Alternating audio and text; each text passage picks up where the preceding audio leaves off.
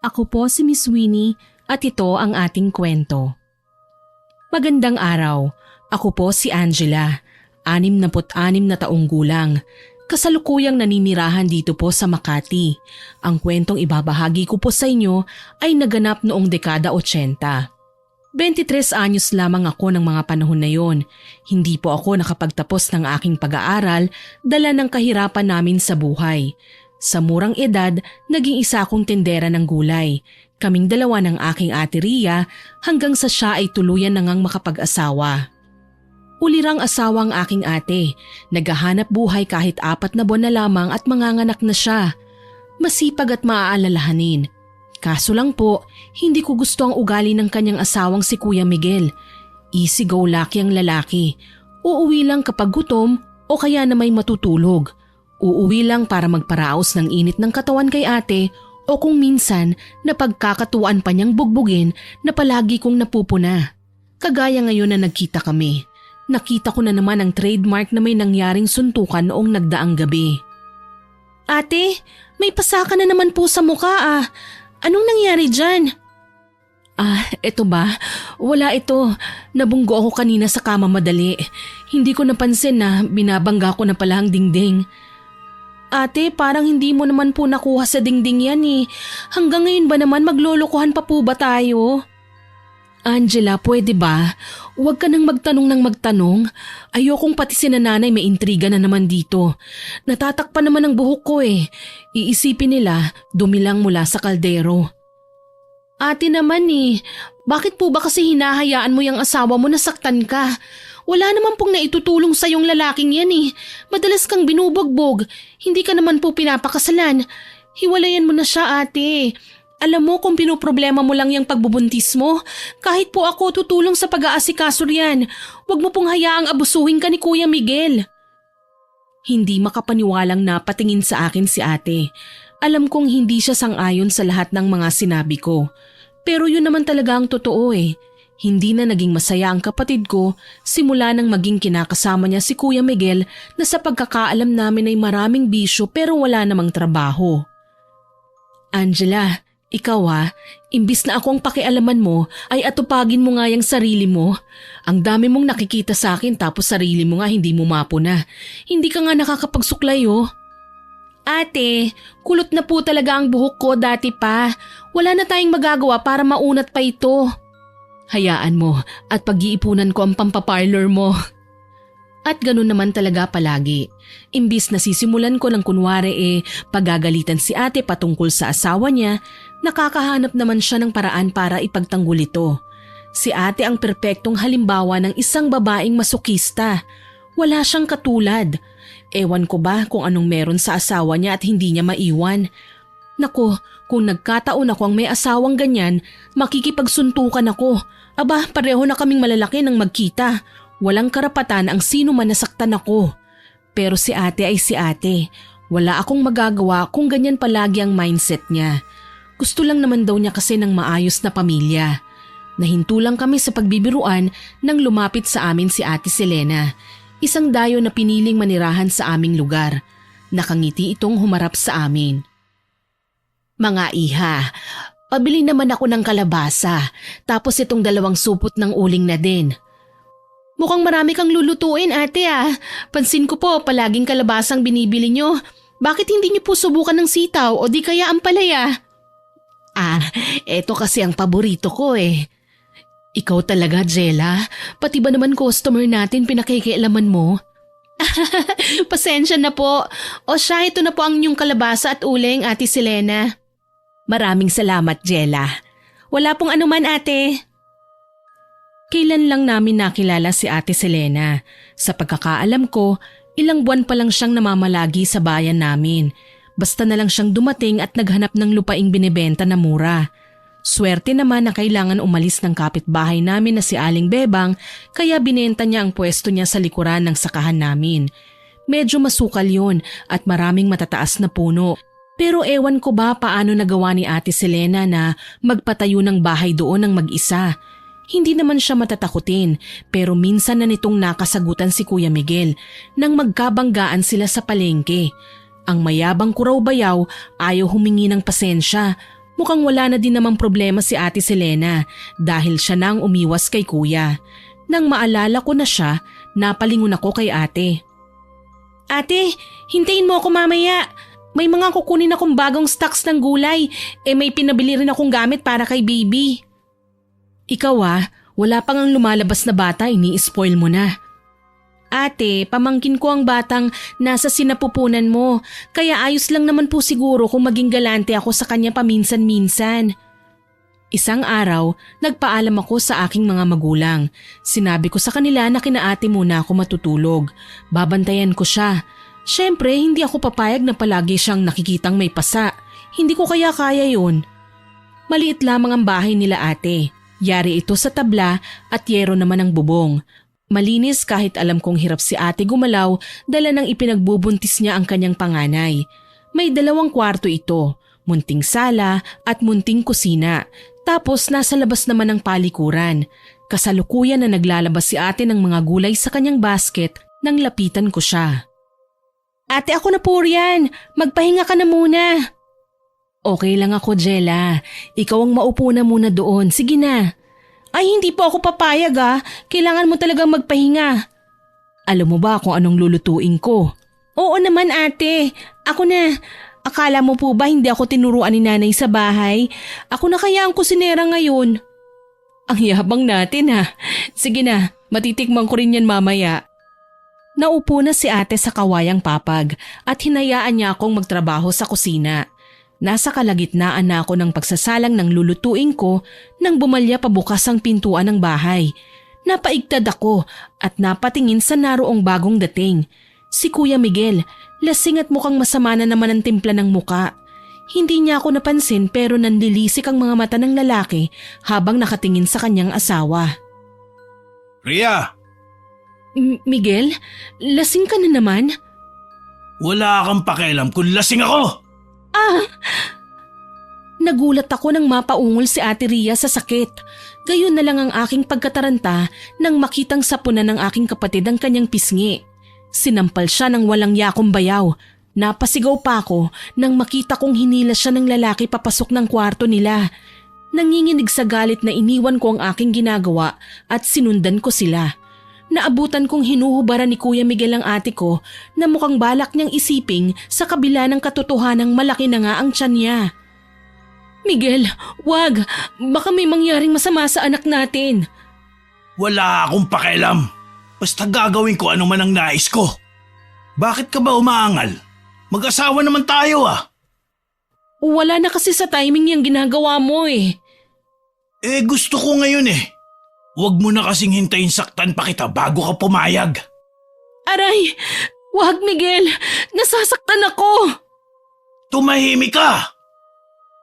Hinablot-hablot niya si ate na labis kong ikinairita. Nang mapansin kong panloob naman ng aking ate ang pilit niyang hinihila ay hindi na ako nakapagtimpi pa. Kinuha ko ang pinakamatigas na bagay na nasa malapit ko lang. Kung suswertihin, isa nga naman itong pinatuyong kahoy na dinisenyo talaga para pamalo sakali mang may lukulukong makapasok sa bahay ni na ate. Sa pagkakataong ito, si Kuya Miguel ang unang makakatikim nun. Hayop ka! Bitiwan mo ang ate ko! Anak ng putya! Diyos ko, Angela, wag!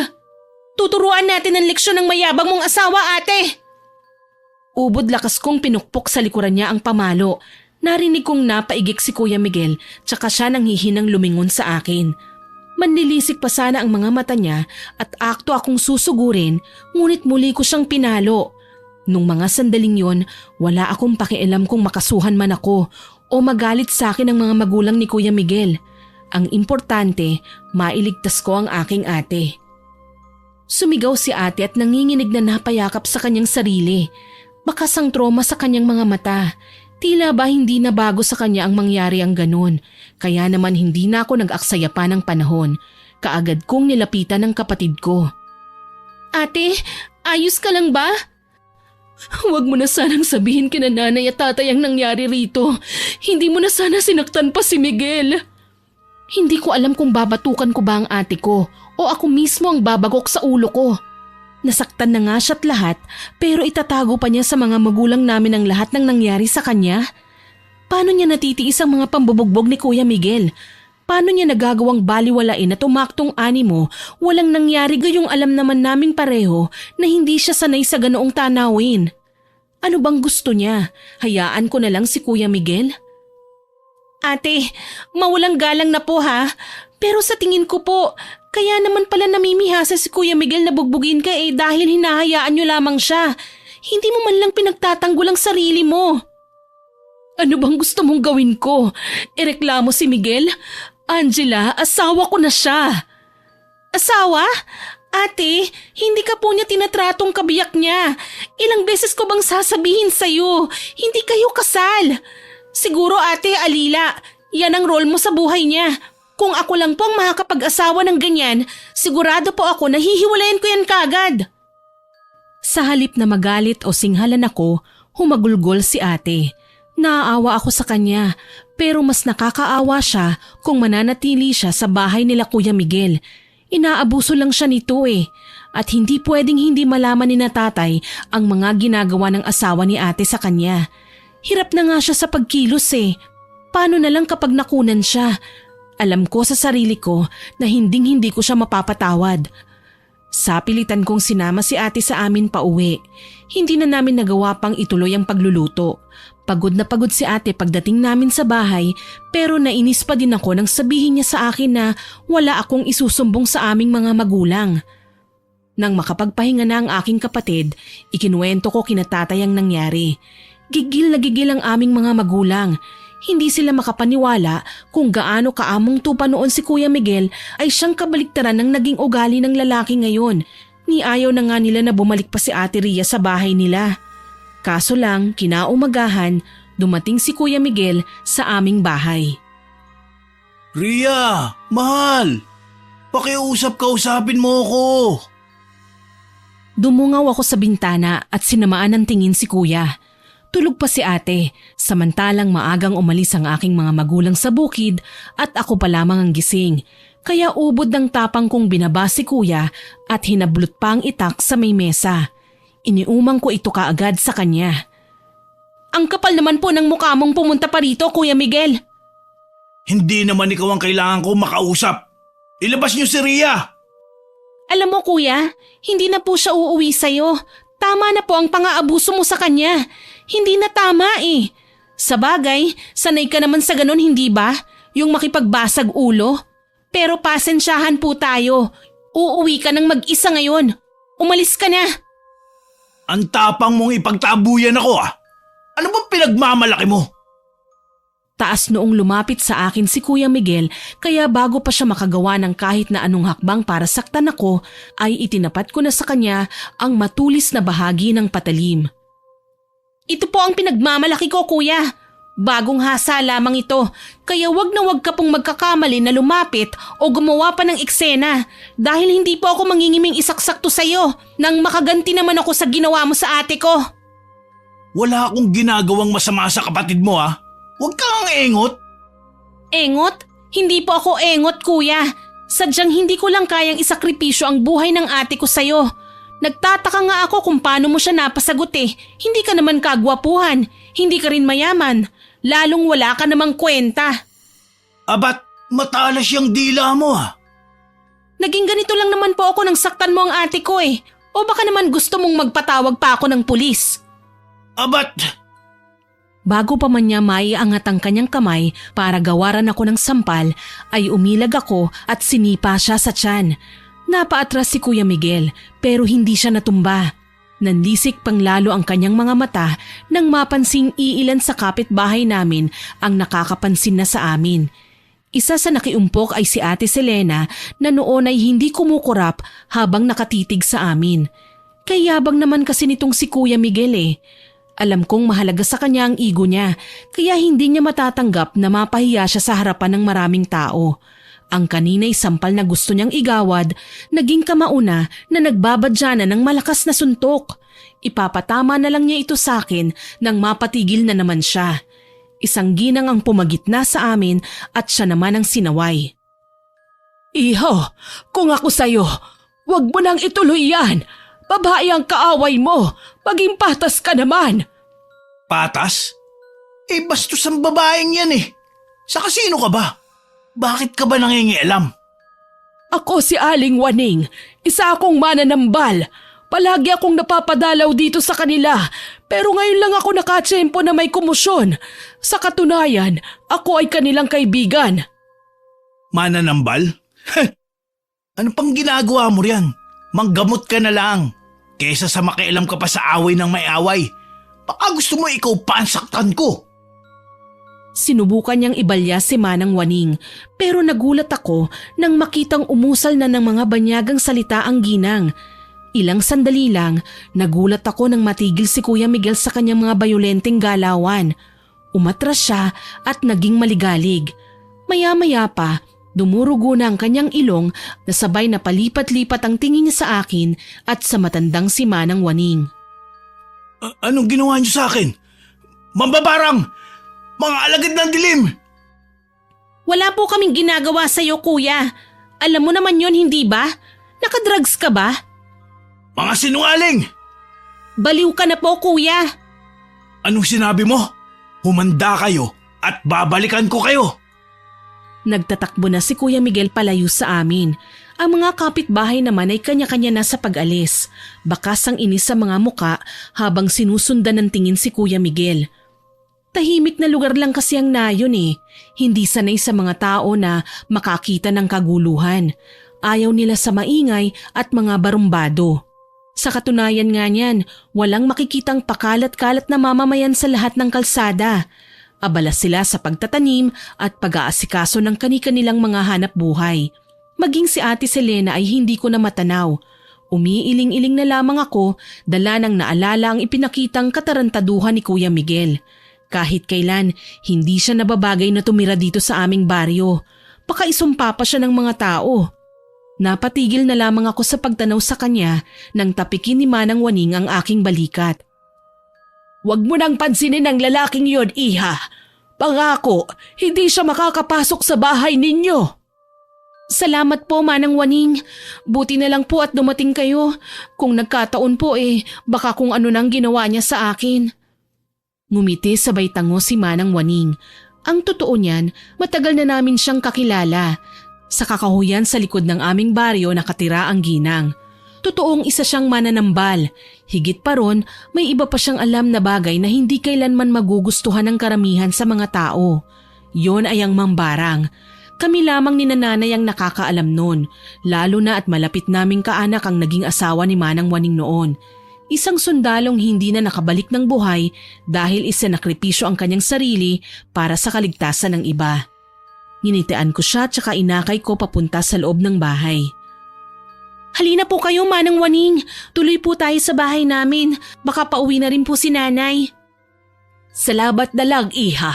Ako'y napadaan lang talaga. Galing ako sa bayan at may binili akong mahalagang sangkap para sa ginagawa kong herbal. Hindi ko nagustuhan ang tagpong bumungad sa akin kaya kinailangan kong mga elam. Pasensya na po talaga. Natural na po yata sa aking bayaw ang maging barumbado. Sakit po talaga siya sa ulo eh. Hindi na nga namin alam kung anong gagawin sa kanya eh. Kumusta naman ang ate mo? Narito nga po siya sa bahay eh. Hindi ko po siya maiwan sa kanila. Malamang bubugbugin po siya ng kanyang asawa. Abay kawawa naman. Napakasalbahe naman ng lalaking yon. Yun na nga po, Manang eh. Pero si ate mismo, hindi niya po nakikita yun eh. Kahit yata ihulog siya ng asawa niya sa bangin, ayos lang po sa kanya. Marahil nabubulagan lamang ang kapatid mo, iha. Darating ang araw na magigising siya sa kanyang kahibangan. O siya, kailangan ko nang umuwi. Mag-iingat kayo palagi, ah. Salamat po, Manang. Kayo rin po. Ingat po kayo sa pag-uwi. Pumasok ako sa loob ng bahay at naabutang kabababa pa lamang ni ate. Sina tatay at nanay naman nagkatinginan lang. Kadarating lang nila at kanya-kanyang tanggal pa ng suot nilang damit pambukid at bota.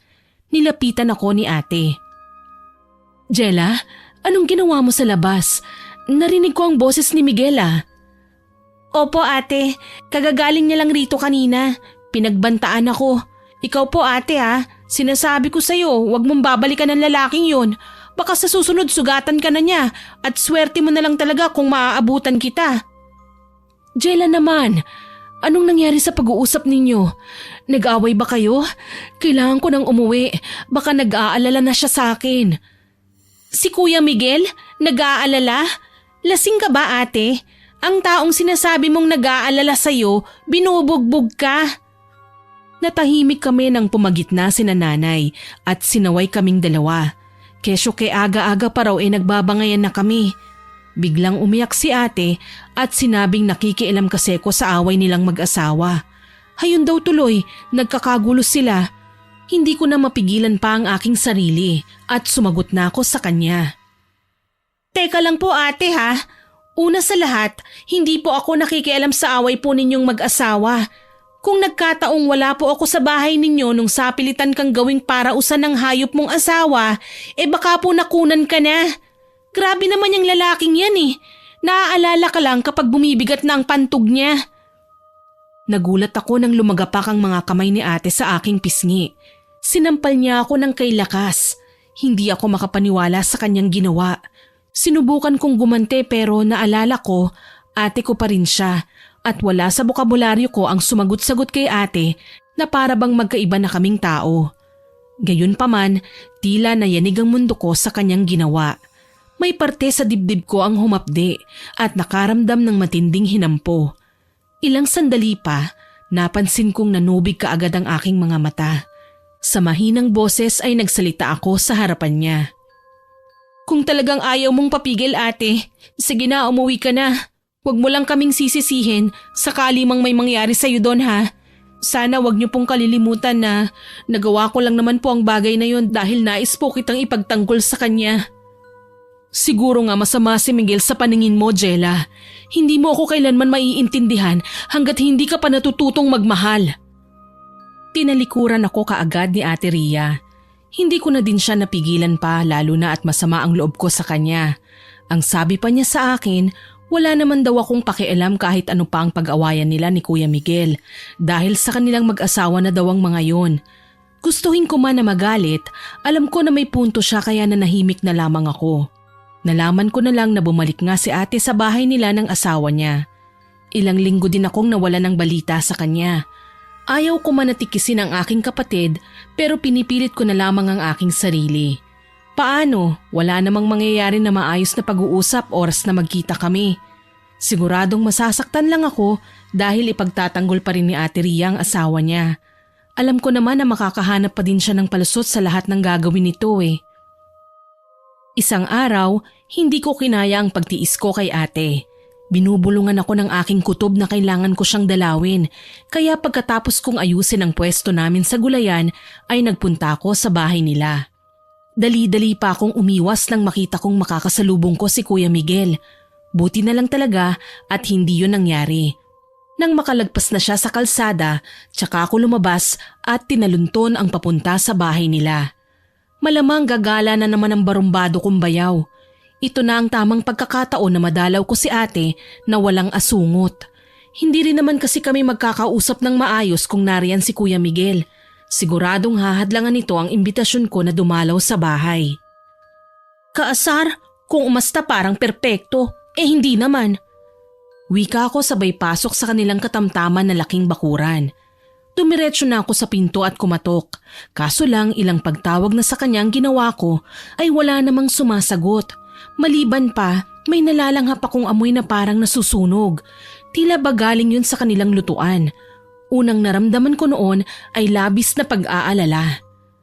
Ate, nasa loob ka ba? Ate? Jella, ikaw ba yan? Tulong! Nandito ako! Nagulat ako at kinabahan nang marinig ang pagtawag na yun sa akin ni ate. Humihikbi at mukhang nanghihina. Hindi na ako nag-aksaya pa ng panahon at kaagad kong hinanap ang kapatid ko. Sa may kusina ako siya natagpuan. Nakaupo sa sahig, may dugo sa kanyang hita at mukhang naghahasa na hindi ko alam na literal nga namang totoo. Sa nanlalaking mga mata, pinasadahan ko ang buong kusina at natanaw ang lutuan na may nakasalang nakawali. May apoy pa roon at mukhang sunog na ang mga pinipritong isda. Napalunok ako at unang nilapitan ng kawali at saka ko yun iniahon. Muli kong binalingan si ate ng tingin. Ate, anong nangyari sa'yo? Tulungan mo ko. Hindi ko malaman kung ano ang gagawin ko ng mga sandaling yun. Nalilito ako kung alin ang uunahin, ang magtanong ba o ang magtawag ng tulong. Sa huli, pinili kong magsisigaw sa labas para makahingi ng tulong. Mabuti na lang at may mga mabubuting taong lumapit sa akin para makiusisa kung anong nangyari at mapadala namin si ate sa ospital. Nanginginig na nakasunod ako sa mga doktor pagdating namin doon. Sinugod si ate sa emergency kaya hindi ako mapakali habang naghihintay sa sasabihing resulta ng doktor. Ilang sandali pa, lumabas ang matandang babae tsaka hinarap ang kaanak ni ate. Kaagad akong tumayo at lumapit sa kanya. Napaiyak na lamang ako nang ibalita sa akin ni Doc na kailangang isesaryan si ate ora mismo. Lalo na't patay na raw ang bata sa kanyang sinapupunan bago pa man ito mailabas. Naapektuhan ng sanggol sa dami ng traumatic experience ni ate dulot ng mapang-abusong pakikipagsiping at pambubugbog. Naging mahina raw ang kapit ni baby kaya naman nauna na itong pumanaw. Ang sabi pa ni Doc, kapag hindi raw natanggal ang sanggol sa kanyang sinapupunan ay malalason si ate at baka kalaunan sumunod na din sa kanyang namayapang anak. Walang iya ka, Kuya Miguel! Ginawa mong impyerno ang buhay ng ate ko! Pagbabayaran mo ang ginawa mo sa kanya! Umiiyak kong wika. Ikinuyom ko ang palad ko at nakiusap sa ilang kakilalang nakita ko sa ospital na bantayan si ate. Kailangan ko kasing ipaalam sa aming mga magulang ang nangyari sa kanya. Kagaya nga ng inaasahan, umiyak at nataranta si nanay sa nalamang sinapit ni ate. Si tatay naman, hindi namin napigilan at nagtungo talaga sa presinto. Nais niyang ireklamo si Kuya Miguel na siya namang talagang dapat gawin. Makalipas ang pag-aasikaso ng mga doktor kay ate, inilipat na siya sa isang ward. Noon din ay nalaman din namin na dala ng wala sa oras na pagkamatay ng kanyang anak sa sinapupunan, hindi na magiging safe sa kanya ang magbuntis ulit. Aminado ko na naging down si ate ng mga panahong yun.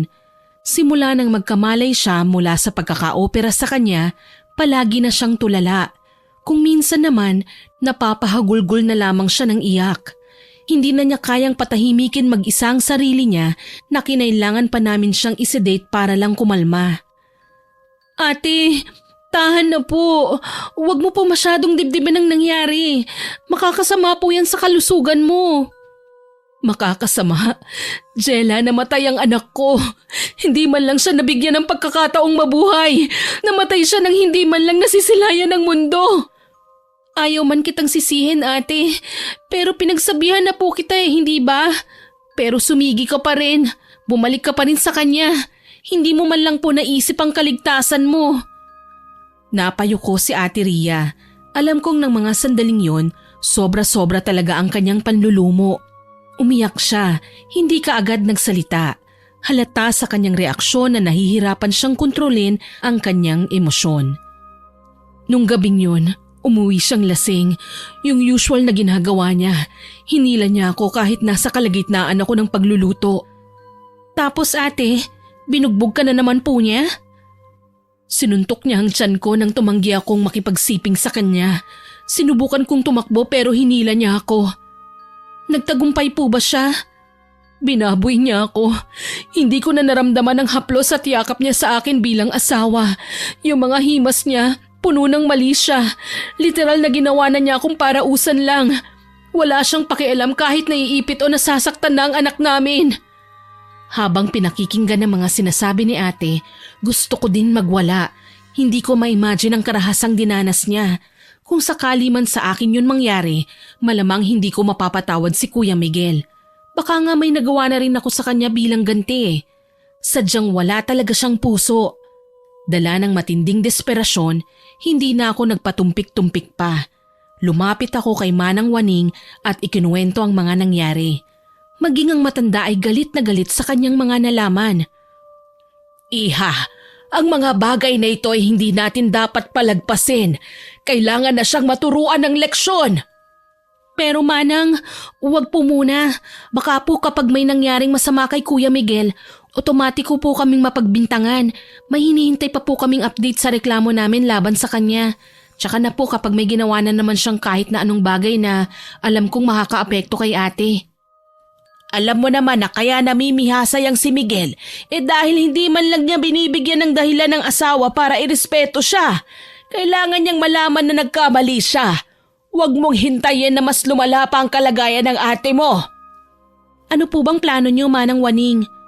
Halika, sumama ka sa akin. Sumama ako sa kanya sa kakahuyan. Medyo distansya na din ito sa bahay ng ginang pero tiwala naman ako sa kanya. Sa tagal namin siyang nakilala, ni minsan hindi niya kami ginawa ng masama. Siya pa ang palaging nagtatanggol sa amin. Kaya naman hindi na ako nagtanong pa nang humantong kami sa isang tagong sementeryo kung saan ito ay nagsilbing libingan ng mga ninuno ni Manang Waning. Dito nakatira ang aking nag-iisang kapatid na katulad ko, may nalalaman din sa karunungang itim. Kailangan kong kunin ang kanyang mga kagamitan para maisagawa ang bagay na alam nating makakapaghiganti lang sa nangyari kay Ria. Hintayin ko lang po kayo rito. Ayos lang po. Nakita ko siyang nilapitan ng isang puntod na pinalilibutan ng kadena.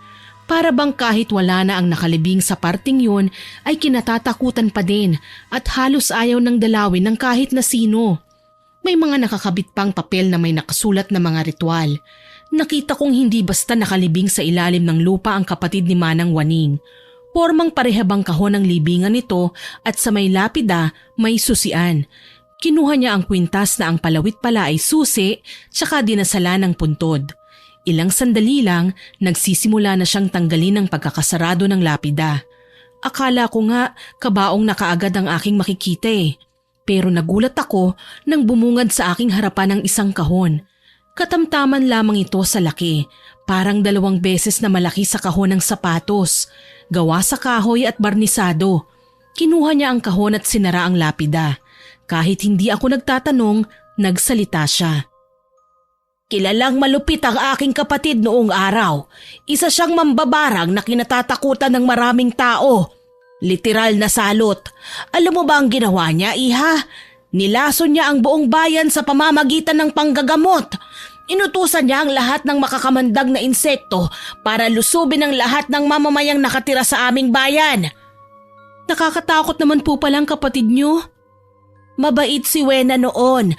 Isa siyang dating babaylan. Marami siyang tinulungan. Kahit minsan wala siyang inuurungan. Lahat ng may sakit ay ginagamot niya. Nakipag-usap sa mga patay, nagsilbing tulay ng mga anito para bigyan ng masaganang ani ang lahat ng taong may malaking palayan at iba pang pataniman. Ngunit sa isang pagkakamali, itinuring siyang salot, kinamuhian, itinaboy. Bakit po, Manang? Ano pong naging pagkakamali niya? Minahal niya ang isang lalaking akala niya ay gagantihan ng inialay niyang pag-ibig. Ginamit lang siya para makuha ang pinakamahalagang likido ng pagkahumaling noong araw, ang tinatawag ngayong gayuma. Bakit naman po yun ginawa ng lalaki? Tsaka hindi po ba pwede naman niyang kausapin po ang kapatid mo para po bigyan siya ng gayuma? Hindi yun ganon noong araw, iha. Ang mga gayuma ay hindi basta binibigay, lalo pat naniniwala si Wena sa tunay na pag-ibig. Para sa kanya, sagrado ang mga ito. At ang gayuma, hindi talaga para magkagusto lang basta ang isang lalaki o babae sa taong nais niyang makasama. Ito ay panghumaling lamang sa mga mag-aasawang nawawalan na ng gana na makipagsiping sa isa't isa. Uso noon ang ipinagkakasundo ang kahit sino sa hindi nila kakilala. Kapag sumapit na ang pulot gata, nagkakailangan ng mga bagong kasal. Dito binibigay ng babayla ng gayuma nang sa gayon maging mainit ang gabi ng mga bagong mag-asawa. Base po sa kwento nyo, binata ang lalaking gusto ng kapatid po nyo. Paanong naatim niya nakuhanin ng gayuma na tinatago ni Manang Wena? Dala ng desperasyon. Akala niya magtatagumpay siya at mapapaibig nga ang babaeng mapapainom niya ng gayuma. Pero nagkamali siya, iha. Nabaliw sa kanya ang babaeng kanyang minamahal. Umabot sa punto na Maging siya ay tinangka ng saktan. Nagmistulang halimaw ang babae, kaya naman nagulat ang mag-anak at kapamilya nito. Nang kausapin nila ang lalaki, ibinintang nito sa aking kapatid ang pagbibigay ng gayuma kahit hindi naman niya yun ginawa. Dito na nagsimula ang trahedya sa aming pamilya. Nasapo ko ang dibdib ko sa labis na lungkot at takot. Nagmahal lang ang kapatid ni Manang Waning. Bakit kailangan siyang masaktan at ipagtabuyan? Ang masakit pa roon, pati ang mga taong tinulungan niya ay hindi man lang inalala lahat ng kabutihang ginawa niya. Muli akong humarap kay Manang Waning. Pinahid ko ang luha sa aking mga mata. Naaalala ko po, para pala siyang si ate. Bulag sa pagmamahal. Kaso lang sumobra na po yung sa kapatid ko eh. Kahit kasi alam niyang masakit na, nagtitiis pa rin siya. Ang taong labis na nasaktan, kalauna nabubulagan. Minsan, hindi na matukoy kung tama o mali pa ba ang kanilang ginagawa. Lalo na't ang dahilan ng kanilang kasawian ay ang mga taong pinag-aalayan nila ng lahat-lahat. Masakit lang sa parte ko na kailangan masaksihan ko ang kamatayan ng aking nakatatandang kapatid para malaman kong hindi lahat ng pagmamahal ay perpekto. Ano po bang eksaktong nangyari po sa inyo noong araw na yon, Manang? Huminga ng malalim si Manang Waning. Napansin kong naging malumbay na naman ang kanyang muka kaya nakaramdam ako ng awa sa kanya. Siguro hindi naging madali ang pinagdaanan niya. Isang normal na araw lang yon para sa amin. Ang aming mga magulang ay nagtatanim ng gulay sa bakuran. Ako naman ay naglalaro habang si Wena naman ay nagsasampay. Biglang dumating ang taong bayan sa pangunguna ng kapitan at dinakip nila ang aking ate. Maging ang aking mga magulang na noon ay takang-taka, sinubukang pigilan ng mga tao pero brutal lamang silang pinatay at sinunog ang aming bahay. Nakaligtas ako noon dahil nauna na akong pinatakbo ni Wena. Ano po ang ginawa sa kanya? Dinala siya sa plaza. Pinahirapan. Nagawa ko lang siyang patakasin kaya nakatakbo kami papunta sa kagubatan. Sa kalalayo namin, nakarating kami sa lugar na ito. Kaso lang masyado nang nanghihina si Wena noon. Ang mga mambabarang parang aswang din. May bertud na kailangang ipamana para makapamahinga sila nang hindi na naghihingalo pa. At ipinasa niya ito sa akin. Kasama ang mga bagay sa loob ng kahon na ito na akala ko ay hindi ko na magagamit pa. Pero dahil po kay ate, gagawin niyo po, Manang? Ginagawa ko ito para sa lahat, Iha. Ayokong may nakikitang nasasaktan sa pag-ibig. Naaalala ko ang aking kapatid at ang mga sakripisyo niya. Wika ni Manang Waning. Wala akong nagawa nang isara na niya ulit ang lapida at ikabit ang kadena.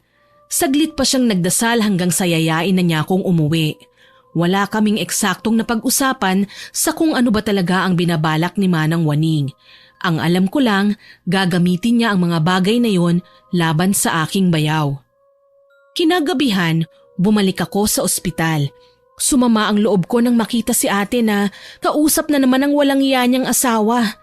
Talagang nagawa pa ng lalaking dalawin ng kapatid ko, gayong siya ang dahilan kung bakit siya nakunan.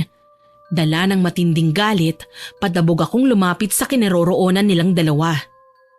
Anong ginagawa mo rito? Kumalma ka, Jella. Nagpunta lang ako rito para kausapin ang ate mo. Humingi ng tawad sa kanya. Hindi ko naman ginusto ang nangyari sa ate mo. Hindi ginusto? Lasing ka ba? Sinuntok mo ang ate ko. Sinaktan mo siya at kahit alam mong duguan na siya at naghihingalo, iniwan mo pa rin siya. Hindi mo man lang siya dinala sa ospital. Natakot ako. Nataranta. Yun lang yun. Hindi na kita dapat ginagalang eh. Kasi wala ka namang pakialam sa ate ko. Bakit ka ba nandito? Ano, kukunin mo na naman siya? Huwag ka nang umasa pa. Hindi yun sa ganun. Gusto ko lang pakiusapan si Rhea na iatras ang demanda laban sa akin. Aba, ang galing mo rin ano.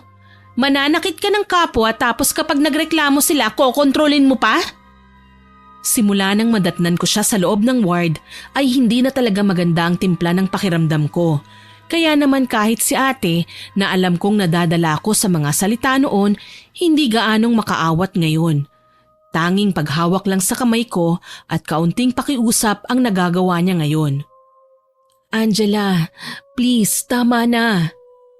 Hindi ate, alam niyang may reklamo laban sa kanya kasi hindi ikaw ang nakalista na nagpadala ng report sa pulis kundi si tatay. Takot siyang makulong kaya nagpapanggap siyang mabuting anghel ngayon. Kapag nagpadala ka sa mga paawa niya at inurong natin ang demanda, babalik sa dati ang hayop na yan. Talagang sasaktan ka niya. Angela, pagod na ako. Baka naman pwedeng hayaan na muna natin siya. Baka ito ang paraan para magbago pa ang kuya mo. Hindi ko po siya kuya, ate. Tsaka bakit ka ba nagsasalita ng ganyan? Gusto mo na ba talagang mamatay, ate? Hayaan mo nga kami mag-uusap ni Rhea, ha, Jella? Hindi ka nakakatulong eh. Ikaw ang hindi nakakatulong. Ang kapal din naman talaga ng mukha mo eh. Umalis ka na nga dito. Kapag nagtagal ka pa, ipapakaladkad kita sa pulis. Banta ko sa kanya. Sinamaan niya ako ng tingin tsaka tumingin kay ate bago umalis. Nakahinga lang ako ng maluwag nang wala na siya. Alam kong masyadong mabait si ate, pero hindi na niya dapat binibigyan ng tsansa ang mga kagaya ni Kuya Miguel. Siguradong pasakit at problema lang ang ibibigay nito sa kanya. Kaya sana lang talaga matuto siyang iwasan ng lalaking yun. Tutal hindi naman sila kasal kaya malinaw na wala silang nilalabag na sakramento ng pag-aasawa sa gagawin niya. Sa totoo lang, si Kuya Miguel pa nga dapat ang may kahaharapin na parusa sa ginawa sa kanya. Salamat na lang nakasurvive sa loob ng 5 araw si ate sa ospital. Naka-wheelchair siya nang mailabas namin sa pagamutan at diniretso na sa aming bahay. Dahil sa nangyari sa kanila ni Kuya Miguel, kami na mismong pamilya niya ang nagbawal sa kanya na makipagkita sa lalaki. Dala ng mga kwento ng kapitbahay, iilang statement namin at ng mismong records ni ate sa ospital na ipakulong namin si Kuya Miguel. Magdurusa siya ng mahigit 10 taon sa kulungan na ikinahinga namin ng maluwag. Kaso lang, hindi namin akalain na kasabay ng pagkakakulong niya ay may nangyaring kakilakilabot sa kanya. Hapon na yun ang umiiyak na umuwi si ate. Kahit ilang beses namin siyang pagsabihan ay hindi siya maawat. Talagang dinadalaw pa niya si Kuya Miguel sa kulungan. Wala yung palta, hindi man araw-araw pero ginagawa naman niya yun kada linggo. Nang araw na yun, nagtaka ko nang mangiyak-ngiyak si ate. Hindi ko tuloy napigilang magtanong. Ate, mukhang masama ang mood mo ah. May nangyari ba sa pagkikita niyo ni Kuya Miguel? Hindi ko alam kung dapat ko bang sabihin sa iyo ang bagay na ito. Alam ko naman kasi na matutuwa ka lang sa ibabalita ko eh. Pero si Kuya Miguel mo kasi may nangyayaring kakaiba sa kulungan. Bakit ate? Naging pasaway ba siya doon o binugbog ng mga kapreso niya? Hindi siya ang nambugbog ng preso, Jella. Siya ang kinatatakutan ng mga preso sa kadahilan ng isa sa mga kakosa niyang inatake niya at tinanggalan niya ng tenga. Kinain niya ito sa harapan ng mga kapwa niya bilanggo. Sus, nagtaka ka pa ate. Alam naman po natin na barumbado at tarantado na talaga yung si Kuya Miguel. Malay natin, pinapakita niya lang ang tunay niyang kulay sa kulungan.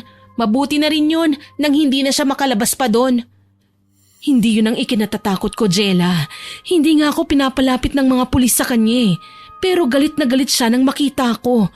Sa katunayan ay nagbanta siya sa akin. Humanda raw ako. Babalik siya kapag nakatakas siya sa kulungan. Sabi naman ng mga pulis, lumalala raw si Miguel kahit pa ilagay siya sa Bartolina. Para siyang sinasaniban. Hindi ako nakasagot sa sinabi ni ate. Ayoko ding lamunin ng konsensya ang puso ko.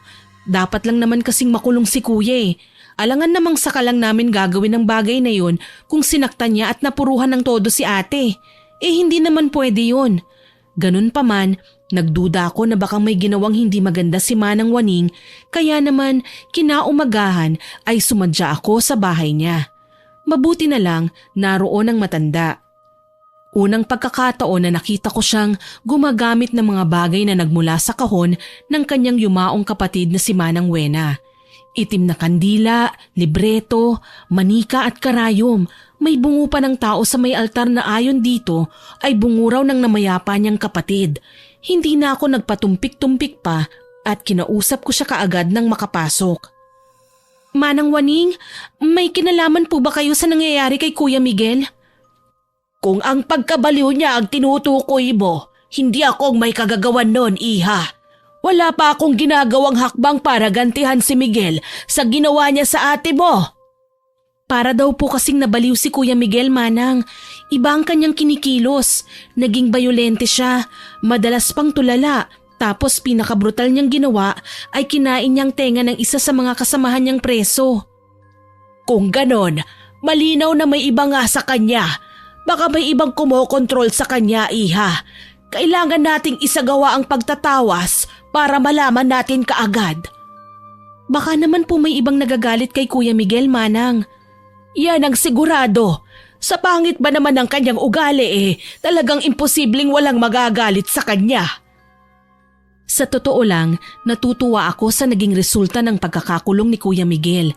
Dati kasi puro kayabangan lang ang naririnig ko sa kanya. Wala naman siyang trabaho, ni walang matinong mapagkakakitaan na pwede niyang ibuhay kay ate. Kaya nasabi kong buti nga sa kanya kung talagang nabaliw na siya dahil may ibang nagiging dahilan noon. Kaso lang naiintriga ako sa kung sino man na may kakayahang kontrolin ang pag-iisip ni Kuya. Sabi nga nila, malakas na uri ng mambabarang daw ang ganon. Nang mga sumunod na linggo, nagtungo na naman si ate sa kulungan para dalawin si Kuya Miguel. Sa pagkakataong ito, sumama na ako at hindi ako makapaniwala sa nangyari. Bumungad sa amin ang kalunos-lunos na kalagayan ni Kuya. Nakaratay siya sa higaan at mukhang may mataas na lagnat. Kahit pa nga may mga kasamahan siya sa selda, ni walang sino man ang nais na mapalapit sa kanya. Pinasadahan ko ng tingin ang sitwasyon ni Kuya Miguel. Hindi lang basta lagnat ang meron siya, kundi tila napaso na din ang kanyang balat. Kapag kumukulubot ang mga ito, ay tsaka naman natutuklap na parang plastik. Pero may mabahong amoy at mamasa-masa na sa tingin ko ay nana. Hindi napigilan ni Ate Ria ang umiyak nang magkaharap sila. Diyos ko, Miguel, ano bang nangyari sa'yo? Bakit ka nagkaganyan? Pakiusap, palabasin niyo ako rito. Lalala lang ang kalagayan ko sa lugar na ito. Hindi ko alam kung pwede ba yung pakiusap mo, Miguel. Nakapagdesisyon na kasi ang korte. Wala akong pakialam sa desisyon nila. Ang sa akin lang, matutulungan mo ba ako? Hayaan mo na lang ba ako na mamatay dito? Kasalanan ko ba kung bakit ka nariyan? Sino bang nanakit? Sino bang gumawa ng masama? Sa labis kong gulat ay nanlisik ang mga mata ni Ate Ria. Ginawaran niya ng masamang tingin si Kuya Miguel na kahit minsan ay hindi ko inakala na magagawa niya. Basta iba talaga ang kutob ko ngayong nagkaharap na sila. Parang biglang may nagbago kay ate. Napahawak tuloy ako sa kanyang braso nang ilapit pa niya ang kanyang muka sa rehas. Ang tagal kong nagtiis sa'yo, hayop ka. Kahit magmukha na akong tanga sa harapan ng iba, kahit nawawalan na ng respeto sa akin ang kapatid ko, pinili pa rin kita. Pero anong ginawa mo? Wala kang kasing sama, Miguel. Ate? Inalo ko siya nang makita kong basta na lamang siyang humagulgol. Nararamdaman ko ang matinding bigat na dinadala ni ate at sa totoo lang ayaw ko sa feeling na ito. Hindi ako mapakali, lalong hindi ko matagalan ang pagdurusa niya. Hinila ko si ate at pinakiusapan na umuwi na lamang kami. Nagpatianod naman siya sa akin. Hinayaan niya ako na akayin ko siya palabas. Pag-uwi sa bahay, hinayaan ko siya munang maupo sa sala. Siya lang ang mag-isa. Nagpaalam ako na pupunta sa kusina para kumuha ng tubig, pero palihim ko siyang sinilip. Kitang-kita ko ang pagbabago ng ekspresyon sa mukha niya, mula sa malungkot hanggang sa maging karimari-marim. Maya-maya ay nakasisindak at nagbabanta na ng lagim. Ngumingisi na si ate nang mag-isa. Ilang sandali pa, narinig ko siyang nagsasalita ng mag-isa. Matagal akong nagtiis. Hinayaan kitang babuyin ako. Sirain ang pagkatao ko. Hayop ka, Miguel. Mamamatay ka sa bilangguan kasama ng sakit mo. Aniya at naikuyom pa ang palad sa labis na panggigigil. Nagmadali tuloy ako sa paglapit sa kanya. Nagtataka ang aking mga tingin. Ate, ayos ka lang po ba? Tanong ko sa kanya. Nagulat naman si ate at agarang pinalis ang luha sa kanyang mga mata. Para siyang nabigla sa pagdating ko. Kay bilis ding nagbago ng reaksyon niya. Jella, kanina ka pa ba riyan? Ngayon lang naman ate. Narinig ko lang po kasi na may kausap ka eh. Ayos ka lang ba? Ayos lang ako, Jella. Huwag mo lang akong pansinin. O siya, magluto ka na ng hapunan ha. May lalakarin lang ako saglit. Pero ate, saan ka pupunta? Lumingon sa akin si Ate Ria. Hindi makapaniwala ang kanyang reaksyon. Gusto ko lang maglakad-lakad, papahangin. Kailangan ko pa ba ang pagpayag mo? Nako, hindi naman po ate. Siyempre baka kasi kailangan mo ng kasama. Huwag kang mag-alala. Kaya kong mag-isa. Kinaya ko nga noon eh. Kakayanin ko rin ngayon. Hindi ako nakasagot sa tinuran niya. Gayunpaman, hindi talaga ako nilulubayan ng aking kutob na baka may gagawin siyang hindi kaaya-aya. Kaya naman kahit alam kong ikagagalit niya ito, palihim ko siyang sinundan. Nagtaka ako kung bakit sa pamilyar na dating lupain ni Aling Bebang siya nagtungo. Wala namang ibang nakatira doon kundi si Ate Selena, ang dayo. Sa pagkakaalam ko, hindi naman sila close. Kaya anong gagawin niya doon? Walang imik na hinayaan ko si ate habang tahimik lang ako na binabantayan ng bawat galaw niya. Nagulat na lang ako nang tila ba alam ng nakatira sa loob ng bahay ang pagpunta ni ate dahil sumalubong kaagad sa kanya si Ate Selena sa may pinto. Niyakap niya ang kapatid ko at medyo tumalim ang mga mata nang ilibot niya ang tingin sa bandang kinaroroonan ko. Para bang naaamoy niya ang ginawang pagsunod ko. Hindi naman ako nagpatinag at nanatiling nakatago. Kaibigan, kamusta ka na? Ayos lang ako, Selena. Ikaw, kamusta ka dito? Walang kasing saya. Ano, nagkita na ba kayo ng iyong asawa? Oo, at may resulta na ang ginawa mo sa kanya. Sana lang mas lumala pa siya. Talaga ba? Gusto mong gawin natin ang ikalawang hakbang para pahirapan siya? Saglit na tumahimik si ate tsaka ngumiti kay Selena. Kailangan, para malaman niya kung ano ba talaga ang ginawa niya sa akin. Kailangan siyang mamatay, Selena. Kung ganon, kailangan na nating isagawa ang ikalawang hakbang ng barang. Napasinghap ako sa aking narinig. Hindi ko lubos akalain na makakarinig ako ng ganito. Nakakatakot. Alam ko na nasanay ako sa ginagawa ni Manang Waning. Pero si Ate Selena, mas matindi ang parusa. Tuluyan nang pumasok si Ate Ria sa bahay ni Ate Selena. Dito na ako nakahanap ng paraan para mas makalapit sa bahay na napagtagumpayan ko naman. Sumilip ako sa bintana sa parting hindi nila ako mapapansin. Ang sumunod na tagpo ang nagpatulala sa akin. Nakita kong nagdarasal ng hindi maintindihang lengguwahe si Ate Selena habang nakadipa naman si Ate Ria. May hawak na punyalang una at hiniwa niya ang palad ng aking kapatid. Napaigik si ate at hinayaang pumatak ang kanyang dugo na agaran namang tinipon ni Ate Selena sa isang baso. Kinilabutan ako ng husto kaya naman hindi ko na tinapos ang aking nakikita. Kaagad akong umalis. Halos takbuhin ko ang distansya ng bakuran ni na Ate Selena, wag lang akong mapansin. Sobra akong natatakot. Hindi ko akalain na may masasaksihan akong ganun. Ang nangyari, humantong ako sa bahay ni Manang Waning at sinasalaysay ang aking mga nakikita. Napakarami niyang garapon sa loob ng bahay, Manang. Lahat ng yun may mga laman. Kung hindi man lang mga kakaibang kulay ng likido, ay mga uri ng insekto na alam kong labis na katatakutan ng sinumang makakakita nun. Kung ganon, kailangan nating mag-iingat. Hindi normal na kapangyarihang itim ang gamit lang ng nasabing babae. Nakasisiguro ako, may anito siya na pinag-aalayan niya ng dugo, kaya matindi ang naigawad niyang barang kay Miguel. Kung sino man siya, hindi ako makapaniwala na kaya niyang tulungan si ate nang wala pa man tayong ginagawa.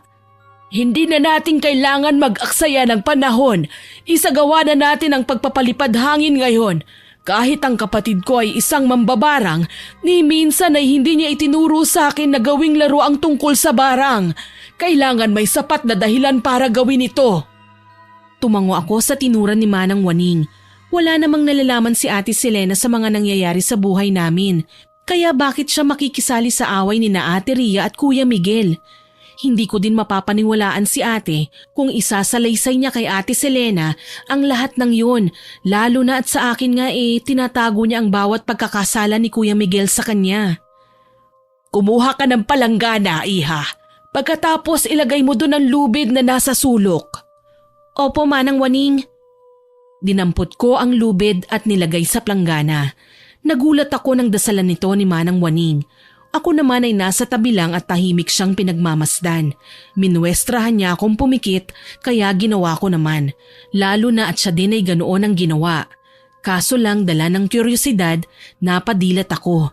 Nagimbal ako dahil kitang-kita ko kung paano umangat ng mag-isang lubid at nagkabuhol-buhol. Masalimuot yun na kahit ilang beses pang putulin ay hindi na babalik sa dati. Sa pagdilat ni Manang Waning, agaran akong pumikit. Pinagpapawisan ako ng malapot. Hindi ko alam kung siya ba ang may kagagawan nun o ang mambabarang. Dumilat din kasi ako kaagad nang tawagin ni Manang ang aking pangalan. Iha, Angela, lumapit ka rito. Opo, Manang.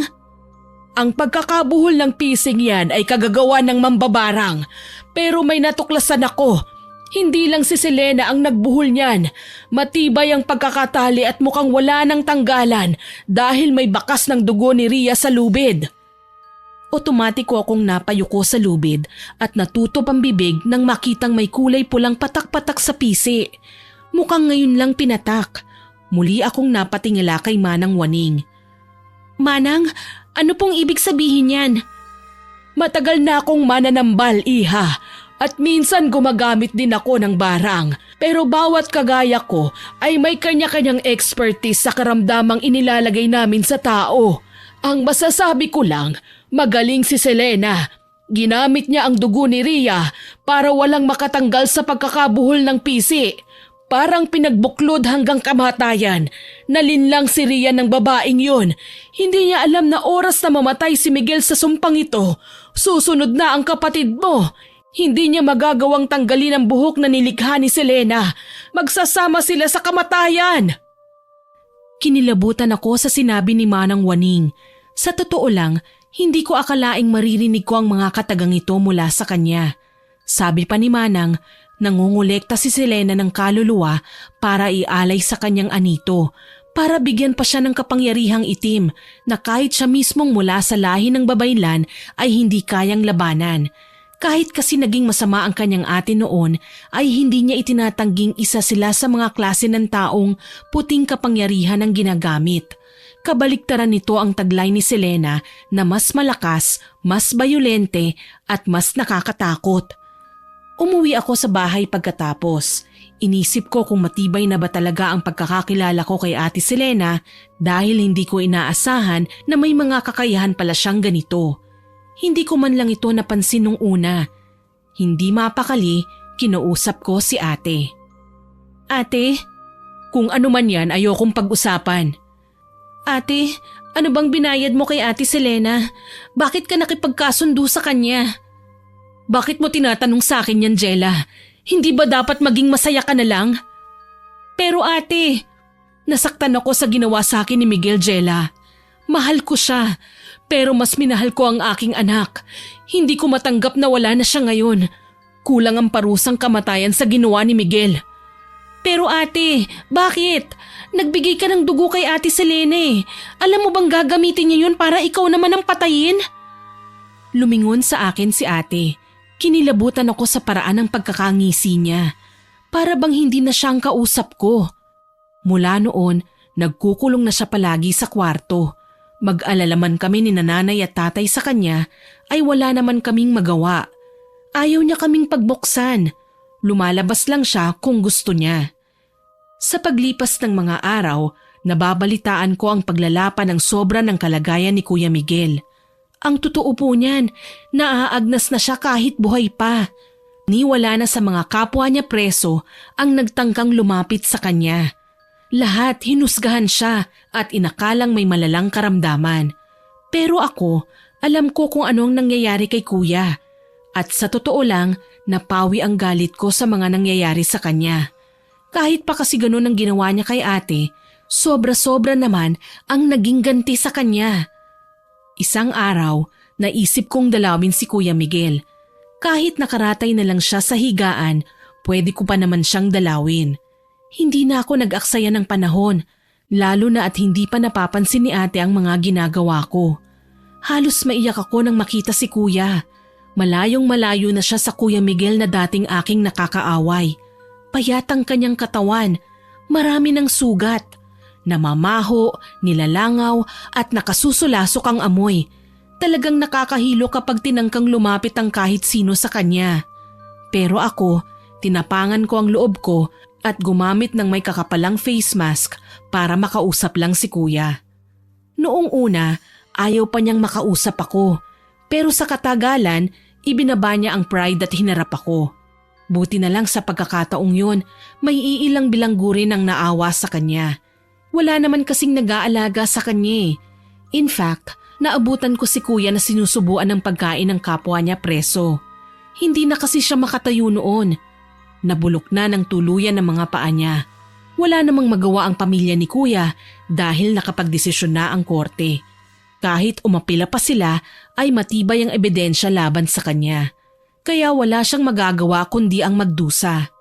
Lalo na ngayon, nalaman kong inabandona na siya ng tuluyan at pinabayaan na ng kanyang pamilya. Kuya Miguel? Jella, patawarin niyo ko. Pakisabi sa ate mo, sorry sa lahat ng nagawa ko sa kanya. Kuya, Nakakatawa lang Kung kailan malala na ang karamdaman ko, saka ko pa napagtanto ang lahat ng pagkakamali ko. Sinaktan ko si Rhea. Pinatay ko pa ang anak namin. Napakasama kong ama. umiyak si Kuya sa aking harapan. Sa totoo lang naaawa ako sa kanya, pero hindi ko maaatim na tingnan siyang lumuluha. Sumasabay kasi sa paglabas sa kanyang mga mata ang nana na hindi ko alam kung saan ba nanggagaling. Maski kamay niyang nagtatangkang punasan ng kanyang mata ay nakakatakot dahil nagsisilaylayan ng mga kuko na para bang natatanggal na din sa kanyang mga daliri. As in sobrang nakakapanindig balahibo talaga ang nangyari sa kanya. Huminga ako ng malalim tsaka ng salita. Hindi ko po sasabihin na wala kang kasalanan, Kuya. Choice mo yan eh. Ang sa akin lang, hindi ka dapat nagdurusan ng ganyan. Yung makulong ka na nga sapat na. Pero ang nangyari sa'yo mas matindi pa. Nagdurusa ka dito dahil sa kasalanan mo. Tapos may karamdaman ka pa. Ang masakit pa dun, walang pamilyang nagpakita man lang para suportahan ka.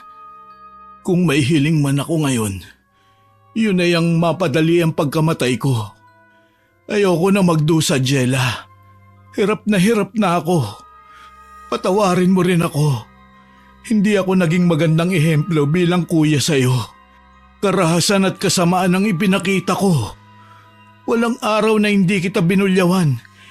Kaya karapat-dapat lang sa akin ito. Kuya, walang sino man ang may karapatan na magdusa ng ganito. Tanging masasabi ko lang po humingi na rin kayo ng kapatawaran sa Diyos. Ihingi mo ng tawad ang mga naging kasalanan mo po, Kuya. Tapos patawarin mo ang sarili mo. Dahil kung ako ang tatanungin mo, pinapatawad ka na po namin. Tipid man ay ngumiti pa din si Kuya. Nagpasalamat siya at nakiusap na kung pwede ko daw bang dalhan siya ng Biblia. Hindi ko naman po siya magawang tanggihan, kaya pinagbigyan ko ang gusto ni Kuya. Dinalhan ko siya ng Biblia pati na ng rosaryo nang sunod akong makadalaw sa kanya. Nalaman ko na lang na ginugol niya ang mga nalalabi niyang araw sa pagdarasal. Dahil pagsapit ng August 24, 1982 sa alas 10 ng umaga, pumanaw si Kuya Miguel. Kwento ng presong nag-alaga sa kanya, naabutan nila ang bangkay nito na yakap-yakap ang Biblia na binigay ko sa kanya. Aaminin ko, napaiyak ako sa aking mga nalaman. Magkasama kami ni Manang Waning nang dumalaw sa kanya noon at nalaman ang masaklap na balita. Nalungkot ako kahit papaano. Sa katunayan, ibinalita ko kay ate ang nangyari. Nanatiling tulala si ate pero pumapatak ang luha sa kanyang mga mata. Hindi tuloy ako nakatiis. Sinugod ko si Ate Selena sa bahay niya. Ate Selena, lumabas ka dyan sa bahay mo! Kinalampag ko ang pinto ng bahay. Medyo luma na ito, dala ng ito pa din ang bahay na iniwan ni na Aling Bebang noon, pero alam kong matibay pa ang pinto. Minsan na akong nakapasok doon dahil mahilig mag-imbita noon si Aling Bebang tuwing may nagse-celebrate noon ang kaarawan sa pamilya niya. Ngayong si Ate Selena na ang may-ari ng buong lugar, tahimik pa ito sa sementeryo. Kahit nga yata insekto takot na mapagawi sa bahay niya. Ipinagpatuloy ko ang pagtawag sa kanya. Hindi kasi matatapos ang lahat ng ito kung hindi ko siya kakausapin. Ate Selena, ano ba? Kailangan ko bang sirain itong pintuan mo para lang kausapin mo ko? Alam kong nasa loob ka, kaya huwag kang umastang inosente. Mas lalo kong nilakasan ang pagkatok na tutulig na sa tenga niya. Maya-maya lang, bumukas ang pinto. Isang kakaibang Selena ang humarap sa akin. Anong kailangan mo? Itigil mo na yung ginagawa mo. Nakapatay ka na. May naiaalay ka na sa mga anito mo. Baka naman pwedeng lubayan mo na ang kapatid ko. Bakit ko naman gagawin yun? Siyang lumapit sa akin, siya ang nakiusap at sarili niyang desisyon na ibigay sa akin ang dugo niya. Tsaka hindi ko na isasauli ang lahat ng binigay niya sa akin. Siya ang alay, Angela. Inialay niya ang sarili para magantihan ang walang yanyang asawa. Ginawa niyang parausan, oo, pero may ganti na kami para kay Kuya Miguel. Sapat na ang makulong siya, pagbayaran ng mga kasalanan niya. Para sa ate mo, hindi ito sapat. Maliban sa kamatayan ni Miguel, may kapalit yon. Anong kapalit? Buhayin ang anak niya. Mas lalo akong kinilabutan sa aking mga nalaman. Hindi ko alam kung paano ba ako magre-react sa sinabi ni Ate Selena. Naghugas kami na ang mambabarang. Hindi ko naman pwedeng utusan si Manang Waning na ibalik kay Ate Selena ang sumpa dahil hindi ang babae ang maapektuhan kundi si ate. Nanlumo ako at umuwi sa bahay. Pagdating doon, halos maiyak ako nang makita si Ate Ria na masahol pa sa lantang gulay na binabantayan ni nanay. Naging ganun na siya simula nang mamatay si Kuya Miguel. Ate, bakit mo naman ginawa yun? Gusto ko lang naman makita ng pamangkin mo ang mundo, Jella. Ate, bakit sa ganitong paraan? Hindi mo ba alam na nakikipagkasundo ka kay Satanas? Malaking kasalanan ang ginawa mo, ate. Umiyak si ate at parang sanggol na yumupkop sa kanyang kama. Alam kong nagsisisi siya, pero huli na para gawin yun. Nakapatay na siya. Hindi na din niya pwedeng bawiin ang napagkasunduan nila ni Ate Selena. Ako ang nag-aalala sa nagiging kalagayan niya ngayon. Malubha na si ate. Kung ano ang dinanas ni Kuya Miguel, ganun din ang sa kanya. Nakakaiyak lang dahil kahit ilang beses namin siyang ibalik sa ospital, malinis ang kanyang kalusugan at walang findings ang mga doktor. Muli, kinausap ko si Manang Waning. Noong mga sandaling yun, desidido na akong gawin ang kahit na ano. Maawa ka naman kay ate, Manang. Tulungan mo kami. Huwag kang mag-alala. May naisip akong ibang paraan para mahinto natin ang pagkalat ng sumpa sa buong katawan ni Rhea. Wika niya sa akin habang pareho kaming nakatunghay sa nakakadiring tanawin na nakikita namin sa katawan ni ate. Nabubulok na siya, hindi lang sa binti at mga braso pero maging sa kanyang buong katawan. Lumalaki din ang kanyang tiyan. Parang may bukol na tumubo at nakakatakot pa dahil may gumagalaw na kung anong bagay doon. Pumikit si Manang Waning at saglit na nawala sa kamalayan. Napansin kong para siyang nalipat sa ibang lugar kahit narito lang naman ako sa tabi niya. Maya-maya pa, nanginginig na dumilat siya sa akin. Hanapin mo ang sanggol, iha. Ito ang kailangan nating puksain para matanggal ang sumpa. Sanggol? Ang nalaglag na sanggol ni Rhea. Dito nagsimula ang lahat. Tinago ito ni Selena. Ginamit niyang panlinlang para ialay ni Rhea ang kanyang dugo at kaluluwa. Pero mabubuhay po ba talaga ang sanggol? Oo, mabubuhay. Pero hindi ito magiging normal. Magiging isa na siyang alagad ng kadiliman. Diyos ko! Yun ang katotohanan, iha. Kaya kailangan nating kumilos kaagad bago pa mahuli ang lahat. Nagplano kami ng mga bagay na aming gagawin. Si Manang Waning ang haharap kay Ate Selena habang ako naman ay maghahanap sa sanggol. Ang sabi ni Manang, matatagpuan ko ito sa lugar na hindi namin akalaing paglalagyan ng mambabarang. Sinubukan kong maghanap sa libingan kung saan nakabaon ang bangkay ng munting sanggol. Kasama kasi ako ng ilibing ito ng nurse. Nagulat ako nang pagdating ko roon, naroon ang hukay, naroon ang kahon. Ayaw ko mang buksan pero nagawa ko. At nagulat nang makitang hindi lang ang deformed na katawan ng 5 buwang fetus ang makikita sa kahon. Nakasilid pa ang mismong fetus sa biniyak na kawayan. Napapaligiran ng mga papel na may ritual. Siguro sasabihin ng iba na hindi totoo ang mga kinukwento ko ngayon. Pero nasa kanila na yon. Napagtanto kong hindi lang isang simpleng mangbabarang ang kinakalaban namin, kundi kampon na ng demonyo.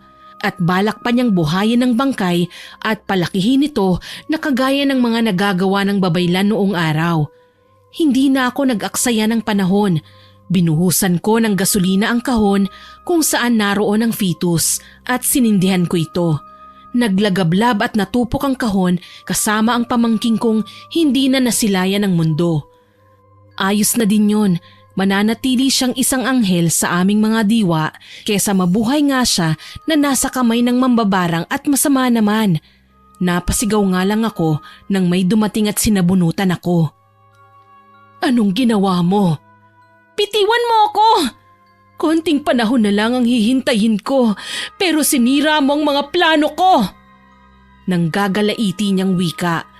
Mahilo-hilo akong nagpumiglas dahil pakiwari ko kakalbuhin niya ako sa lakas ng kanyang pagkakahila sa buhok ko. Nagtagumpay siyang may nakuha at ngising demonyo pa ang ginawad niya sa akin. Gayon na lamang ang aking pagkataranta nang makitang gamit ang kanyang hintuturo, gumuhit siya ng korting tao sa lupa at inilagay doon ang aking buhok. Umusal siya ng mga banyagang salita at saka dumampot ng bato at pinukpok sa ginawa niyang korte sa lupa.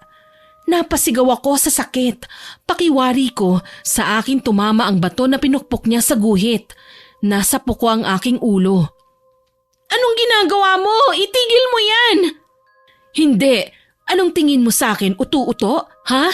Sasama ka sa ate mo. Mamamatay ka din sa mga kamay ko. Ah!